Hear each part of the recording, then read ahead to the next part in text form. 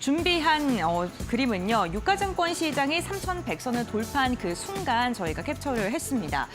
시장이 3,100, 저희가 이달 초에 2,800선 드디어 돌파했다라는 소식을 전해드렸는데 한 달도 채 달지 않는 시점에 3,100선까지도 터치하는 데 성공을 했습니다. 시장의 힘이 이렇게 좋을 수 있었던 건 정부 정책에 대한 기대감도 있고요. 지금 중동에 있는 지정학적 리스크가 일부 해소가 될 수 있다라는 안도감까지 더해지면서 오늘 시장은 3년 9개월 만에 강한 상승부를 이어가는 데 성공을 했습니다. 다음 장을 통해서 이어서 확인해 보겠습니다. 유가증권 시장뿐만 아니라요. 코스닥 역시나 11개월 만에 장중 800선을 돌파했습니다.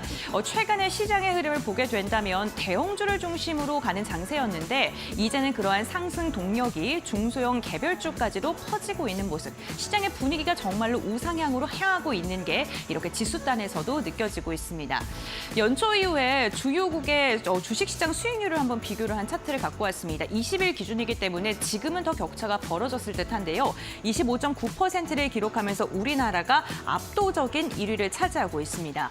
지난해 말만 하더라도 세계 시장에서 거의 수익률 꼴찌를 기록했던 우리나라가 이제는 당당하게 1위를 기록하고 있습니다. 이렇게 시장이 강한 상승을 보일 수 있었던 건 외국인의 매수세가 강력하게 들어왔기 때문인데요. 외국인의 5조가량의 순매수가 유입된 가운데 이번 달만 15거래일 중에 13거래일 동안 지수가 상승하기도 했습니다. 정부 정책에 대한 기대감과 반도체 실적 덕분이었는데 이재명 정부가 출범된 이후에 랠리가 지속적으로 이어지고 있고요. 허니문 랠리가 언제까지 이어질지에 대한 기대감이 커지고 있습니다. 여기에 앞으로 시장이 더 갈 것이다라는 기대감을 확인해 볼 수 있는 게 증시의 대기자금이라고 불리는 투자자 예탁금이 65조를 돌파하면서 3년 이래 가장 높은 수준을 기록하고 있습니다.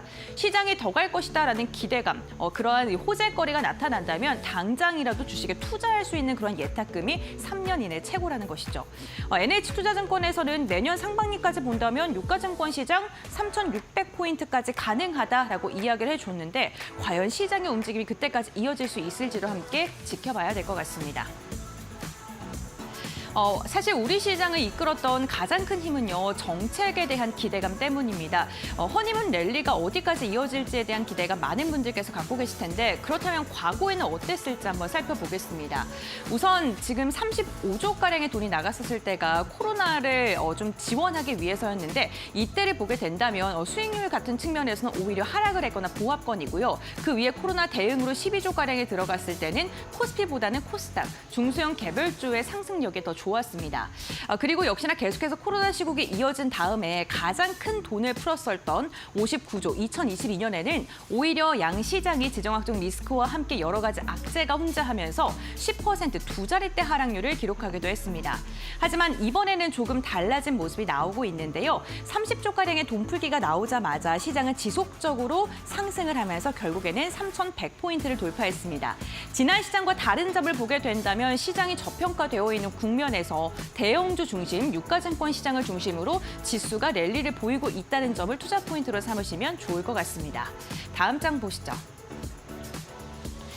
그런데 지금 상승을 하고 있는데 앞으로는 어떻게 더 갈 것이냐에 사실 많은 분들 궁금해하실 것 같습니다.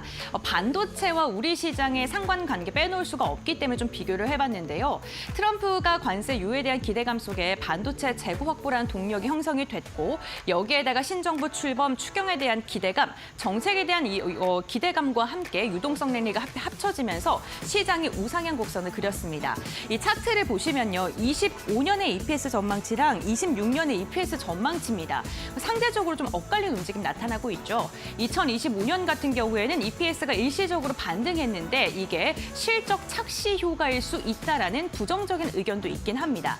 25년 같은 경우에는 트럼프 관세에 대응하기 위해서 재고를 선주문했던 효과가 이렇게 곡선을 우상향으로 만들었다라는 게 주장인데요. 26년에는 EPS가 하향 전환 중이고 언제든지 시장이 출렁일 수도 있기 때문에 하반기부터는 지금과 같은 긍정적인 심리로 시장이 움직이는 것보다는 2분기 실적을 확인하고 접근하려는 그러한 경향이 더 강해질 것이다라고 이야기를 하고 있습니다. 그러한 만큼 실적이 잘 나올 섹터와 업종 종목을 무엇보다 잘 엄선하는 게 중요해진 시점이기도 합니다. 다음 장 보시죠. 그렇다면 우리가 어떠한 섹터, 어떠한 업종을 봐야 될까요? 오늘은요, 각 섹터 그리고 스타일에 따라서 조금 분석을 더 자세히 해보도록 하겠습니다. 지금 우선 먼저 유가증권 시장이 과연 고점인가에 대해서 이야기를 나눠보자면요.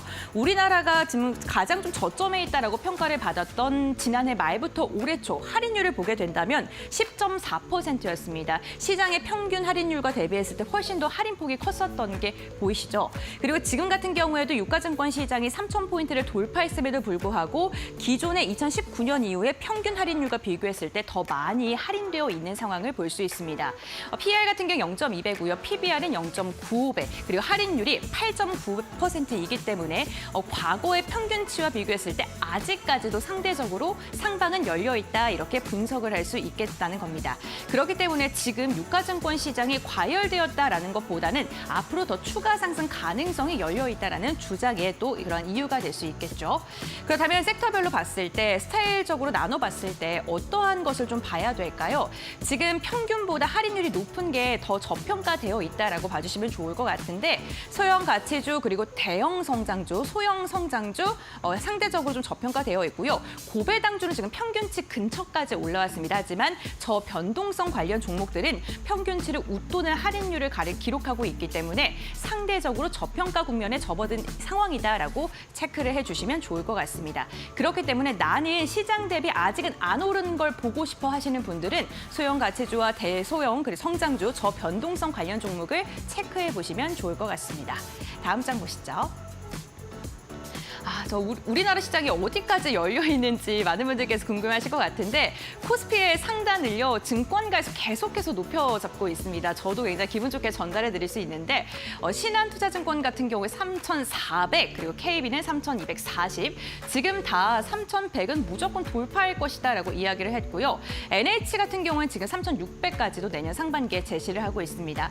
다만 외국인의 수급이 언제까지 이어질지는 체크해 봐야 되고요. 정책의 효과가 언제까지 지속될지도 확인을 해봐야 될 것 같습니다.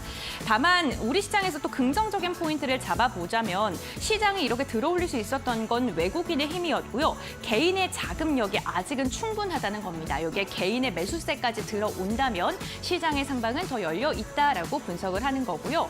특히나 일본처럼 정책과 수급이 결합하게 된다면 3,530까지는 평균적으로 웃돌 수 있다라는 긍정적인 전망도 나오고 있습니다. 전문가들은 지금 시장이 중간 기착지일 뿐이다라고 이야기를 하고 있는데, 앞으로 조금 더 기대를 해보셔도 좋을 것 같습니다. 이렇게 힘을 줄일 수 있는 건 바로 정부의 정책과 그리고 기대감을 이렇게 쏠리게 만드는 그런 여러 가지 이슈 덕분일 것 같습니다. 오늘 같은 경우에 코스피 5천 특위가 출범됐다라는 소식이 전해지면서 증권주들도 강한 상승이 나오고 있는데요. 한국형 밸류업 사이클이 이제 시작일까요? 정말로 우리가 5천 포인트를 향해 성큼 다가갈 수 있을까요? 기대해 보도록 하겠습니다.